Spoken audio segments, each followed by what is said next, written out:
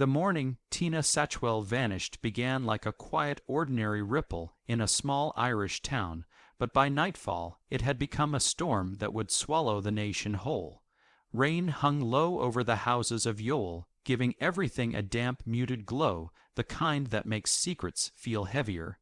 Her home stood at the end of a narrow street, a pale, aging structure that creaked when the wind shifted, and inside it something terrible had already happened, something no one would see for years. For now the world still believed she had simply walked away. But the ground beneath the house already held the truth.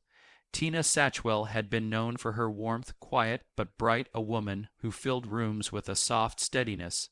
She had dreams, gentle routines, people who loved her. She had a life, a presence, a pulse, and just like that it was gone. Her husband Richard was the first to report it. That afternoon he appeared shaken, stumbling through sentences that dripped with panic. Neighbors watched as he paced the street, clutching a photograph in trembling hands. To them he looked like a man breaking apart, a man drowning in fear. He said she left without her phone, without her purse, without her keys, without her clothes, without a single trace that she had ever planned to leave. The injustice of it spread fast. A woman vanishing without a footprint, a partner left behind in visible agony, a community rising overnight with flashlights, posters, and prayers. But beneath the sympathy, something else lurked in the shadows, something quieter, colder. Some felt a shiver when they passed the Satchwell home. Some felt watched. Some felt that the walls themselves were holding their breath. None of them knew why. 2 days later, Richard stood before the cameras for the first time. The world saw a man pleading, desperate voice shaking as he begged for Tina to come home. His face looked worn, older than the week before. He touched his chest as he spoke, as though steadying a heart that kept breaking. Reporters softened around him. Neighbors cried. Some placed gentle hands on his shoulders. He looked like a husband living a nightmare. Only he knew that the nightmare had already ended and the lie had just begun. Because behind that grief-stricken mask, beneath the floorboards and concrete steps leading into the house, something rested in the cold darkness. Every interview he gave, every candlelight vigil he attended, every dramatic plea he made for a safe return, he spoke those words while standing above the place where she no longer breathed. But no one could see it. Not yet. Inside their home, investigators found nothing. No forced entry. No signs of struggle. No messages or calls. Just a house frozen in time, chairs pushed in dishes, washed a jacket draped over the sofa, as though she had stepped outside for a moment and never stepped back in. The stillness was suffocating, but beneath the stillness something felt off, a heaviness that clung to the air like damp wool, a tension that did not match the story being told, and yet, without proof, suspicion remained a ghost. In the weeks that followed, Ireland held its breath. Posters with Tina's face fluttered on street lamps across Cork. Volunteers combed beaches, forests, back roads, any place a person might disappear without a trace. Officers knocked on doors, checked, CCTV interviewed neighbors, but every trail ended the same way: silence. Tina's family was devastated. Birthdays passed, holidays blurred. A world full of noise grew quieter without her voice in it. She had been a daughter, a sister, an aunt, a friend. Her absence carved a hole in people's lives, and that absence grew heavier with each passing day. Meanwhile, Richard became the symbol of loss. He cried on national television. He spoke of memories. He clung to hope like a drowning man to driftwood. Ireland believed him, because what kind of person could hide the truth so well unless he had already buried it? Behind closed doors, though cracks formed. Investigators noticed small inconsistencies in his statements, minor details, shifting timelines blurring. Nothing large enough to accuse him, but enough to make the air colder around his name. Someone on the investigation team called it a feeling, the kind that twists in the gut before evidence catches up. But feelings were not enough. Suspicion was not enough, and the truth remained hidden under stone and shadow. Years passed. 4 long years where the case stayed alive, but hollow where the hope faded, but the grief never did. The house on the narrow street remained quiet, unchanged, as though frozen in the exact moment Tina vanished. Only one person knew why that silence never lifted. Only one person felt the weight of the secret sitting literally beneath his feet. Every night he walked down those steps. Every night the concrete thudded beneath his shoes. Every night the truth sat in the darkness below him, unmoving, unspoken. The guilt should have crushed him. The fear should have consumed him.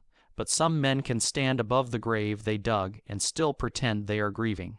Then came the moment that unraveled everything, a routine re-investigation of the house, a new set of forensic experts, different equipment, sharper questions, colder eyes.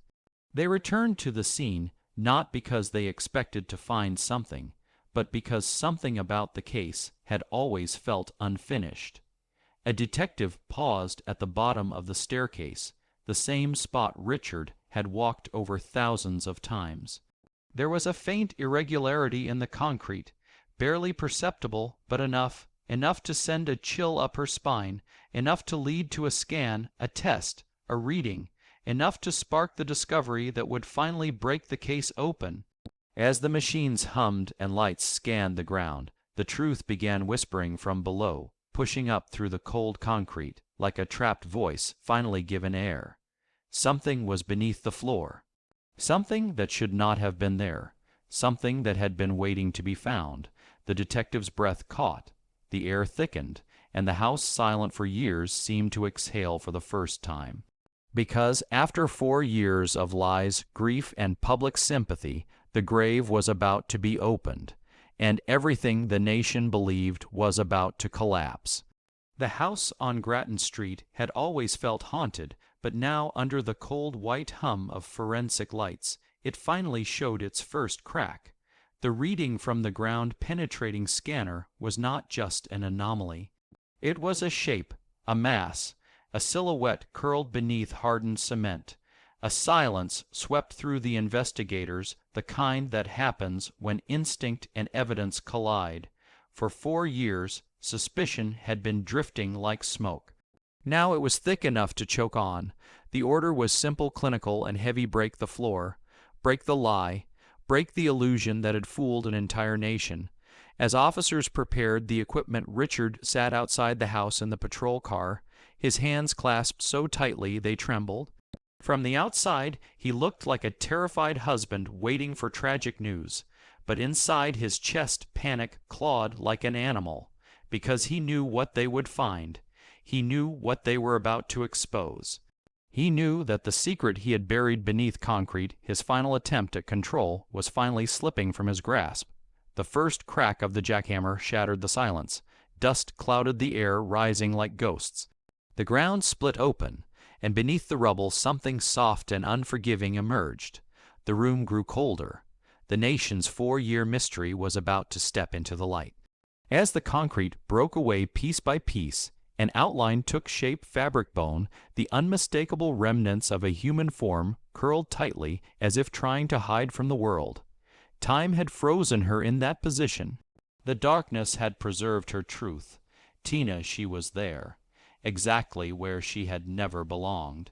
The investigators felt an ache in their chests, not just for the horror of the discovery, but for the realization that all these years they had been searching everywhere except the one place that mattered.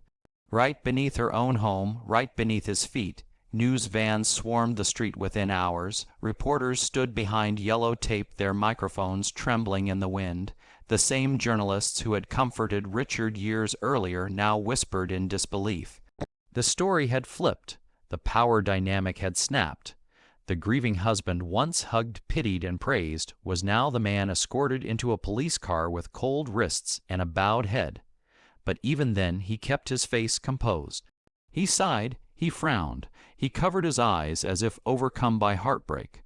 The performance he had perfected for years did not fade easily, but investigators had stopped believing in his grief the moment they saw what lay under his floor.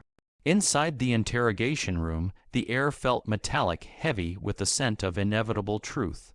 Officers watched him closely, the rhythm of his breath, the fidget of his hands, the way his eyes darted every time someone mentioned her name. They laid out the evidence piece by piece, each item pushing him closer to the edge. The altered timeline, the missing hours, the neighbors' statements, the financial discrepancies, the peculiar behavior in the days before her disappearance.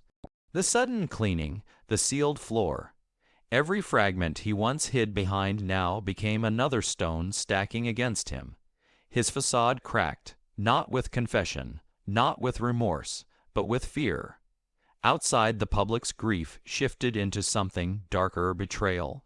People replayed every clip, every plea, every interview where he begged for her safe return. They remembered how he placed his hand over his heart, how he trembled, how he swore he knew nothing.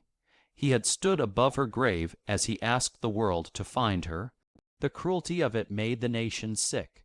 Back at the property, forensic teams continued their sweep. The house felt different now, heavier, colder, like a place releasing years of trapped sorrow. They worked room to room, reconstructing the final hours she had spent alive. The bedroom told a story of silent tension. The kitchen held traces of hurried movement. The hallway carried faint signs of something dragged then lifted. It was not a crime of passion, not a sudden burst of rage. It was calculated, quiet, and controlled. The kind of act done by someone who knew exactly where to hide a body so it would disappear, not for days, not for months, but forever. Her family received the call that broke them. Hope, small and fragile, but still alive after 4 long years, finally died. They had prayed she would be found alive, but they had never imagined she had been beneath that house all along. Their grief transformed into something heavier, darker, sharper, a need for truth, a need for justice, a need for closure. The last time they saw Tina, she had been smiling. Now they had to face the reality that someone she trusted had stolen not only her life, but the dignity of being laid to rest. Investigators dug deeper into the couples, past the arguments, the shifting dynamics, the moments where Tina's voice seemed gradually dimmed. People close to her told quiet stories, her growing unease, her desire for independence, her silent fears she never fully admitted. She had been trapped long before she vanished. The concrete was not the first prison, just the last one. As evidence mounted, a clearer picture formed: a woman seeking freedom, a man terrified of losing control, a moment of violence followed by a cold, methodical plan. He removed her presence from the world, but kept her beneath his home, as if burying the truth would keep him safe. He did not realize that truth, no matter how deep you hide it, claws its way back up. And now it was dragging him with it. The chapter of despair was closing. A new one: justice was stirring. Because the moment they found Tina, the case was no longer about a missing person. It was about a murder, and murder always leaves a trail. The path ahead would reveal everything: the motive, the final moments, the lies he told himself to sleep at night. But most importantly, it would lead to the moment he could no longer run from the truth. Because the grave had spoken, and now the law would answer. The courtroom felt colder than the woods where Emily Noble had been found. Rows of spectators leaned forward with silent tension, waiting for the truth to finally rise from the chaos of mistakes, contradictions, and doubt. The air carried the weight of a woman who could no longer speak for herself, and a husband who stood accused of silencing her. Matthew Moore sat at the defense table, expression, unreadable hands, folded eyes fixed ahead. Not grieving, not shaken, not broken, just waiting, as if he already knew how this story would end. The prosecution began its battle by resurrecting Emily, not as a body found in the woods, but as a woman full of life, resilience, and hope. A survivor of old traumas, a fighter who had rebuilt herself, a friend who planned for the future and never vanished without reason. They painted her as someone who did not slip quietly into despair, someone who did not walk into the forest to end her life. And with each piece of testimony, Emily's strength felt like a silent accusation pressing heavily against the man she married. Then came the forensic expert, the one who believed Emily had been strangled. He described the fractures, the pressure, the mechanics of hands overpowering a neck. He said the USB cord was staged. He said the hanging was staged. He said the entire scene felt sculpted, deliberate, constructed by someone who understood how evidence decays in time and weather. His testimony hit like a hammer, but then the cracks began to show. The defense rose with precision, exploiting every flaw in the investigation. They pointed out the missed searches, the lost bones, the missing documentation, the improperly stored remains, the inconsistent chain of custody, the contamination of the site. They reminded the jury that science breaks easily when handled carelessly, and in that break doubt grows. They brought their own experts who said the fractures could have been caused by scavenging animals, by decomposition, by mishandling, by recovery. They did not need to prove suicide. They only needed to prove uncertainty. And uncertainty now filled the room like thick fog. Matthew's defense painted him not as a cold manipulator, but as a grieving husband trapped inside an investigation destined to fail. They emphasized the chaos, the errors, the missing evidence, the subjective interpretations. It was a masterclass in reversal, a subtle shift of power from accusation to doubt, from suspicion to sympathy. And slowly, uncomfortably, the jury's attention began to shift. Still, there were moments that twisted the stomachs of everyone in the courtroom. The timeline inconsistencies, the strange calmness, the rehearsed interviews, the detailed description of a hanging months before her body was found.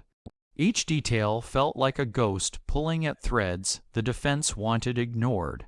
But ghosts do not stand as evidence. They only haunt the edges of possibility, and in the courtroom, possibility is not enough. After weeks of testimony, arguments, and emotional storms, the case finally landed in the hands of the jury. They did not deliberate long, not days, not even one full day, less than 3 hours.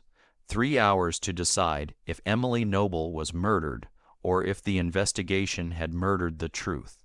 The courtroom went silent as the verdict was read. Not guilty on all charges. The words fell like a stone into an already dark well, vanishing into silence. Matthew exhaled slowly, no relief, no tears, just a quiet acceptance. As if the verdict had confirmed something he had always expected. The battle was over, but the war for the truth was not. Emily's friends and family sat frozen, the verdict slicing through them like a cold wind. Not because they wanted revenge, but because they wanted answers. Answers that now seemed buried forever. The system had spoken. The law had decided. But the truth, whatever it was, remained suspended somewhere between the branches of that Ohio forest and the cracks of a flawed investigation. Emily's story was not given closure. It was given a question mark. In the weeks that followed, the public remained divided. Some believed Matthew had gotten away with murder. Others believed he had been wrongly accused. Some blamed the investigators whose mistakes set the case on fire long before the trial started. Others blamed the science, too damaged, too late, too fragile. But most people felt the same ache. Emily deserved more. More care, more answers, more truth. Time passed, but the unease remained. That forest quiet, unremarkable, less than half a mile from the home she shared with Matthew, became a symbol of something deeper. A reminder that evidence can be misplaced. Stories can be manipulated, and justice can bend under the weight of doubt. Emily's death lives in the space between two possibilities, a suicide overlooked by a broken system, or a murder disguised as one. Either way, the real story was swallowed by the mistakes that should never have happened, because truth is not always revealed by verdicts. Sometimes it is revealed by silence, by contradictions, by shadows that never fully disappear. And in the final shot of this tragedy, the camera drifts back into the woods, into the quiet clearing where Emily was found. Wind moves through the leaves. Branches sway gently. The rope of shadows hangs still. And the question remains suspended in the air, unanswered: did Emily choose that place, or was she brought there?